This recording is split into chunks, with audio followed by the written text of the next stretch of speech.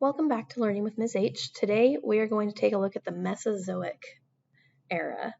The Mesozoic Era is divided into three periods, the Triassic, Jurassic, and Cretaceous. So we're going to take a look at each one of those individually. And for today, we're going to start with Mesozoic overview and the Triassic. So bell work, quick review, answer it in your notebooks. What eon is the Mesozoic Era in? What do we call it? It is our current eon. And then you're going to go through the lesson and you're going to read this introductory information here. It gives you some basic knowledge about Mesozoic time. Mesozoic means middle animals. So it is the middle time frame of the current eon. We get new animal life. We're going to get some new plant life. Dinosaurs are going to show up during this time frame. All kinds of things are going to start happening here. We're going to have another extinction. Remember that vegetation is plant life, okay? We're going to start getting some flowering plants by the end of this. So lots and lots of changes. So read through this basic information here. Take notes over it. Then you're going to watch this video, the age of the reptiles. So you're going to learn about the organisms that come about during the Mesozoic. And then you have a video here. It's about 5 minutes long, and it's focusing on the Triassic period. We're going to have one of these for each time period in the Mesozoic. So we'll have one for Triassic, Jurassic, and Cretaceous. So watch the 5-minute video about the Triassic, and then down here you have some notes about the Mesozoic area.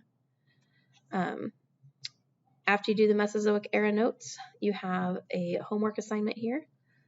It is one of our not quizzes. So you'll come in here, answer these questions based on what you learned today. Once you've done this, you are done for the day. So we're going to come back here. I'm going to go through the notes with you guys. So if you want to go through the notes with me, you'll need to get a writing utensil and your notebooks. If you want to do them on your own, that's fine too. Remember that if you're going through these with me, feel free to pause the video anytime you need to finish up a slide. I do recommend you pause the video and watch these two videos at these links first before we do notes, so that they can introduce you to the material. When you are ready, restart the video and we'll get into notes. All right, welcome back to the Mesozoic era. We are going to go through the Mesozoic in general and then look at the Triassic first. So this is the age of the reptiles. We have turtles, crocodiles, alligators, lizards, ichthyosaurs, which are the marine reptiles, pterosaurs, which are the flying reptiles, and then finally we're going to talk about dinosaurs. So these are all types of reptiles that come about during the Mesozoic. A couple myths about the dinosaurs. A lot of people think that dinosaurs were all around at the same time, and that's not actually the case. That's one of the things that Jurassic Park got wrong. A lot of the dinosaurs in the park lived in different time frames. They didn't live together in the same time. Not everything big and extinct is a dinosaur. A lot of dinosaurs were really small, and there were a lot of things that were really big that went extinct that are not dinosaurs.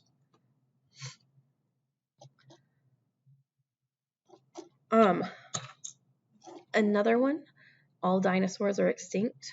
It's not completely accurate. You'll see in some slides coming up why. It's not completely inaccurate either. It's one of those little gray areas.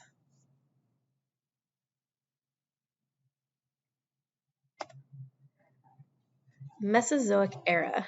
This is from 250-ish million years ago, after the Permian extinction happened, all the way up to about 66 million years ago when we had another mass extinction. So we have 3 periods.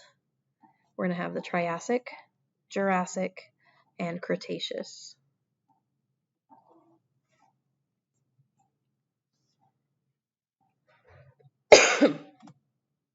So the Triassic period, this is the first period in this Mesozoic time. It's the earliest one. So 250-ish million years ago to 206-ish million years ago. We are basically trying to recover as a planet from the Permian extinction. So we're going to start building more life, diversifying life again after losing a lot of it. So early Triassic, we have a lot of smaller, more adaptable species. Most of the species that survived the Permian extinction were smaller species. Because of that extinction, there's lots of new regions and areas for animals to live in that are no longer inhabited. So organisms that are surviving are going to start spreading out, diversifying, and adapting to new environments. So we have 3 basic types of organisms during this time. Holdovers from before the extinction, so organisms that survived. New groups that showed up after the extinction, but didn't last for very long because they weren't really well suited. And new groups that showed up after the extinction that ended up surviving for long periods of time because they were able to adapt to the environment. That's going to go back to that whole natural selection, survival of the fittest, evolution type thinking and theories. Whoever was best able to survive in the environment is going to live and continue on. So this is what the world looked like during the Triassic period. We have Pangaea going on here. So the big supercontinent of Pangaea up the middle of the globe here. This is our equator going straight across. You still have China mostly underwater here. And this is going to start changing again very soon. Plant life during the Triassic. Most of our plants during this time were mosses and what we call scale trees, which are like palm tree type trees. Lots of palms, some ginkgos. Very little diversity as of right now. Animal life. Early dinosaurs start showing up. It's mostly reptilian, so the flying reptiles, the pterosaurs, early crocodiles, those are all starting to show up and diversify a little bit. Therapsids, which are relatives to current day mammals, start showing dominance. We get our very first mammals at the end of the Triassic, and they're going to start taking over on land, basically. Out in the oceans, we have fish, sharks, octopus, squids. Ichthyosaurs are our reptilian dinosaur type organism that's in the water at this time.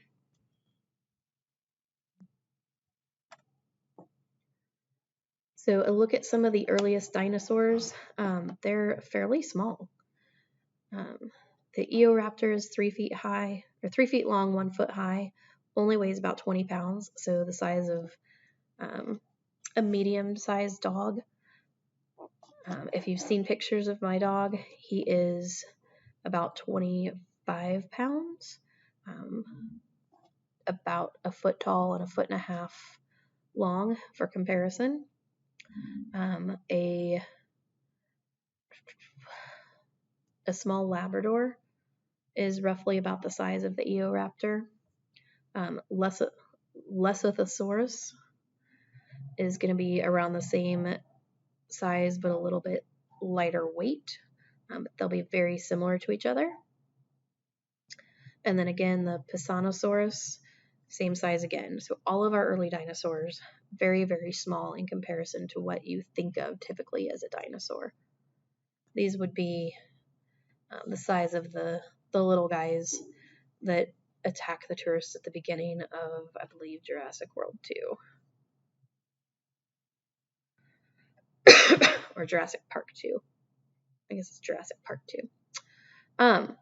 At the end of the Triassic, there is another extinction event. This is our 4th extinction event now. It's called the Triassic-Jurassic extinction event. Scientists believe that is mostly, it's probably due to volcanic eruptions. The Ring of Fire is right around in here. So all of these volcanoes here in the central Atlantic are erupting. So we have a ring of fire here that's going off. It's called the Central Atlantic Magmatic Province, even though it is underland during this time. All of these volcanoes are going to put off carbon dioxide, sulfur, all kinds of nastiness. It's going to cause lots and lots of global warming, ocean acidification, and it's basically going to make our atmosphere toxic to anything that can't breathe carbon dioxide. So it's going to kill off most of the major forms of life during this time. Some of the dinosaurs will live, some of the pterosaurs will live, some of the crocodilomorphs will live, but for the most part, a lot of our land organisms are going to die off, and somewhere between 23 and 34% of our marine life is going to go extinct because of that ocean acidification. The dinosaurs and pterosaurs that do survive just proliferate. They're huge. They just explosion of the amount of dinosaurs and pterosaurs after this extinction event, because there's tons of room for them to spread out and adapt to new environments.